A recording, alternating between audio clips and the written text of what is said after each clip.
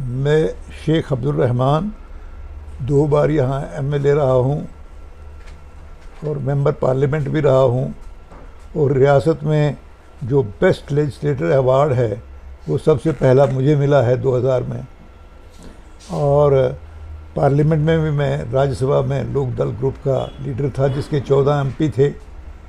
और लोकसभा में चौधरी चरण सिंह खुद लीडर थे, जहां हमारे 42 लोकसभा के एमपी थे। मेन अपोजिशन का रोल था।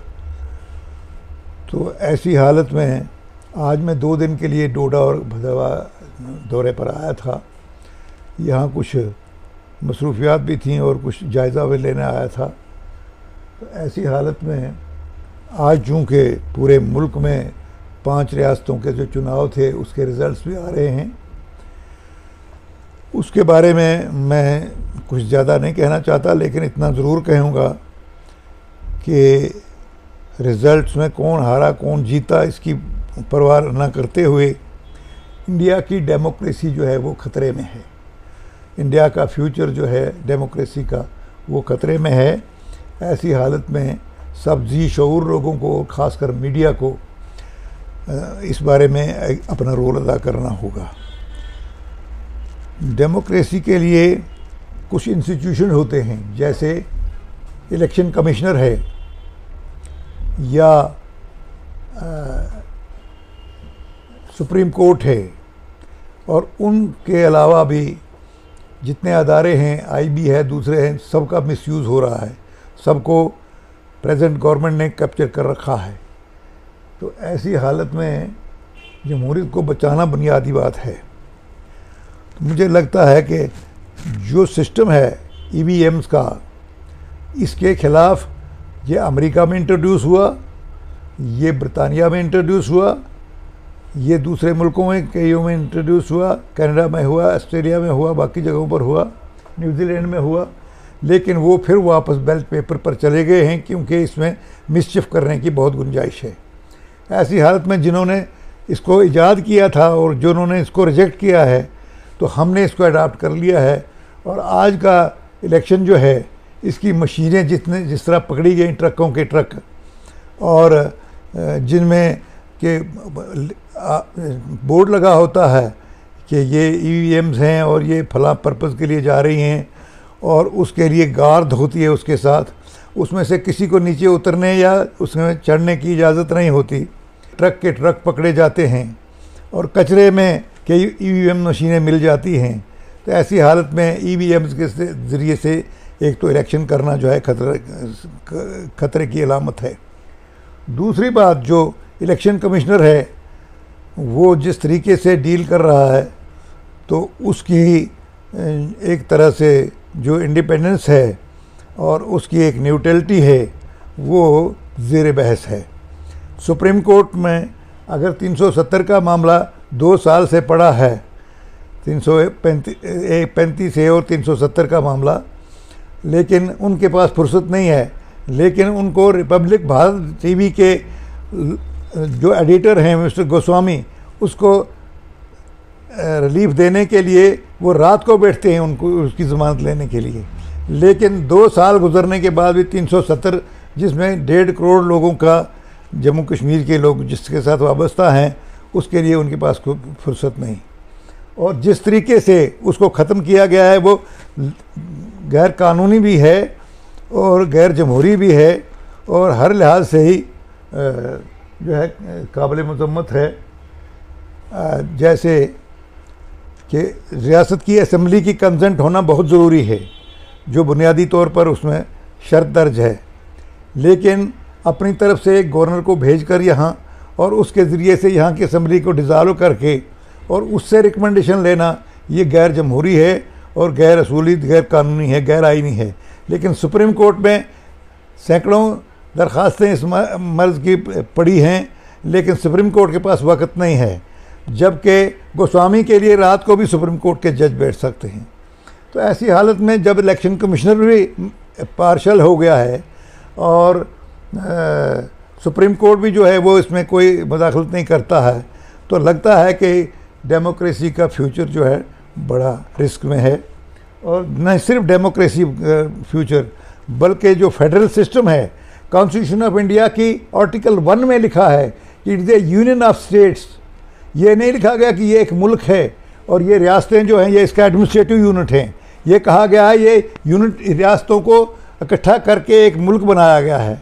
तो रियासतों को जब इकट्ठा किया है तो रियासतों की अपना कल्चर है, अपनी लैंग्वेज है, अपनी तहजीब है, अपना बैकग्राउंड है, अपनी हिस्ट्री है।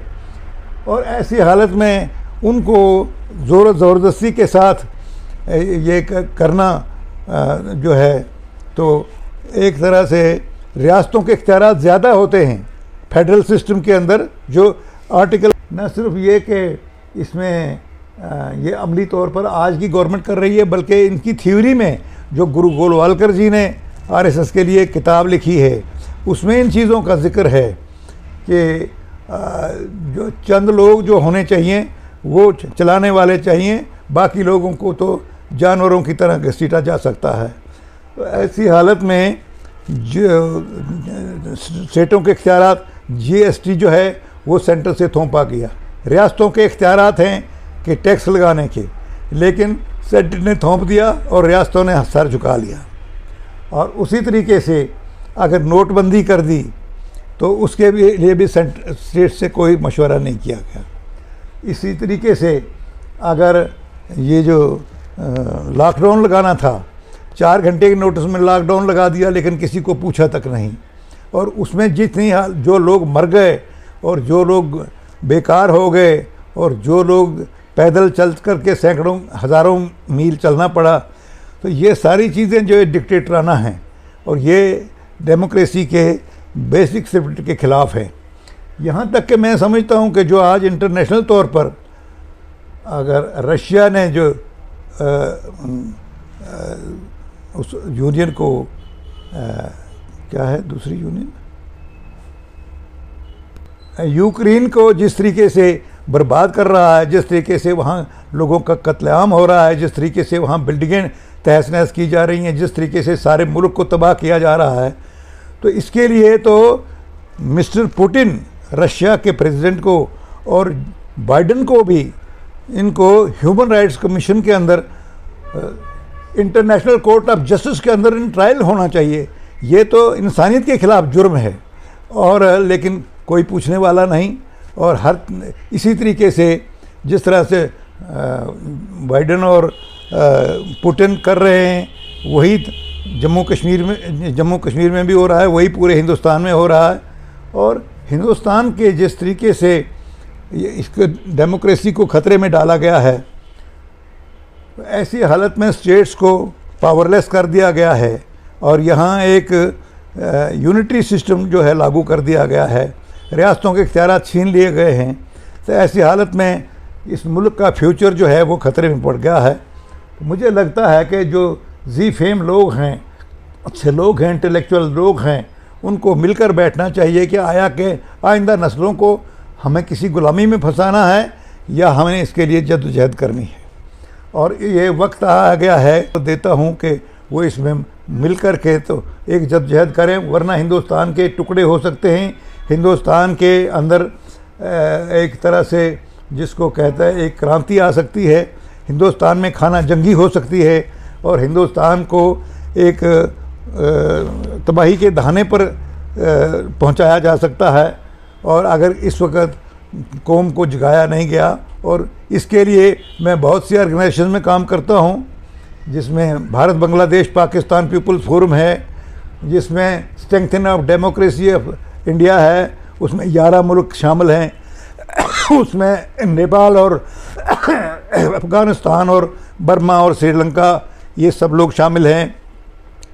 और उसके के लिए है कि भाई स्ट्रेंथन ऑफ डेमोक्रेसी का मतलब है कि वैसी डेमोक्रेसी क्यों नहीं आई यहाँ जैसी ब्रिटानिया में है, जैसी कनाडा में है, जैसी ऑस्ट्रेलिया में है, जैसे न्यूजीलैंड में है, वो डेमोक्रेसी यहाँ क्यों नहीं आई।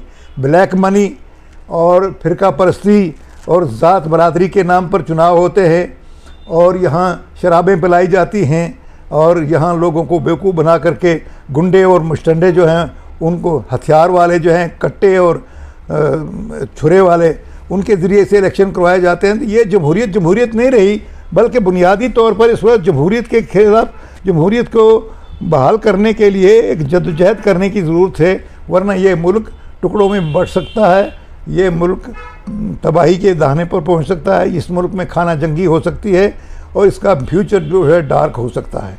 ऐसी हालत में सब लोगों को, सही सोच वालों को एक प्लेटफार्म पर आकर के सिस्टम को बदलने की कोशिश करनी चाहिए।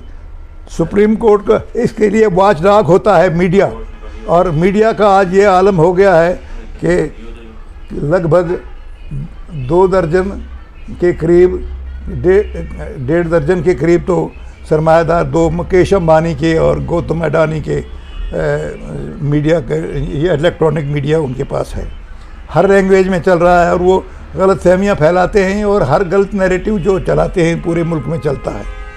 इस सूरत में जो थोड़े बहुत इम्पार्शल मीडिया वाले लोग हैं, उनका फ़र्ज़ बनता है कि वो जमहूरियत को, इंसानियत को बचाने के लिए रशिया और अमेरिका के ख़िलाफ़ भी आवाज़ उठाए, हिंदुस्तान के जो फैसिस्ट गवर्नमेंट है जिसका जो नागपुर से चलाई जा रही है, उसके ख़िलाफ़ भी जद्दोजहद होनी चाहिए, और जम्मू कश्मीर के लोगों की जो स्नैच किए गए हैं 370 के तहत और 35A को हज़फ करके जिस तरीके से स्नैच किए गए हैं 370 के तहत और 35A को हज़फ करके जिस तरीके से ये किया गया और जिस तरीके से डिलिमिटेशन की जा रही है, ये एक पार्टी को जिताने के लिए कोशिश हो रही है।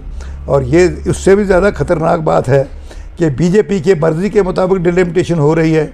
और मैं डिलिमिटेशन कमीशन का 2 बार एसोसिएट मेंबर रहा हूँ, ऑल इंडिया उसका जब जम्मू कश्मीर में करनी थी। 2 बार एसोसिएट मेंबर रहने के बाद मुझे मालूम है प्रोसीजर क्या है। पहले तो गवर्नमेंट से फिगर्स वगैरह लेकर के, एरिया और मीन्स ऑफ कम्युनिकेशन ये सब लेकर के कंटिन्यूटी होनी चाहिए हर कॉन्स्टिट्यूंसी के अंदर। ये नहीं है कि बीच में दूसरी कॉन्स्टिट्यूंसी पड़ जाए। लेकिन यहाँ तो ज़िला डोडा में ही इंद्रवाल एक कॉन्स्टिट्यूंसी है जिसमें बोंजवा है और जिसमें सरूड़ है, सरथल है, लेकिन बीच में किश्तवाड़ है, और फिर उसके बाद छात्रू है, उसके बाद इंद्रवाल है, उसके बाद बाकी एरिया उसमें जोड़े गए हैं। तो ये डिलिमिटेशन जिस तरीके से की जा रही है, यहाँ पर एक फैसिस्ट गवर्नमेंट को थोपने की कोशिश की जा रही है, और यहाँ पर भी ऑल इंडिया लेवल पर जो साजिशें हो रही हैं, जम्मू कश्मीर भी उससे अछूता नहीं है। मैं समझता हूँ कि जम्मू कश्मीर के लोगों को एक रहनुमाई करने के लिए आगे आना चाहिए, और इसके लिए हम जद्दोजहद कर रहे हैं। ये हमारा मकसद है।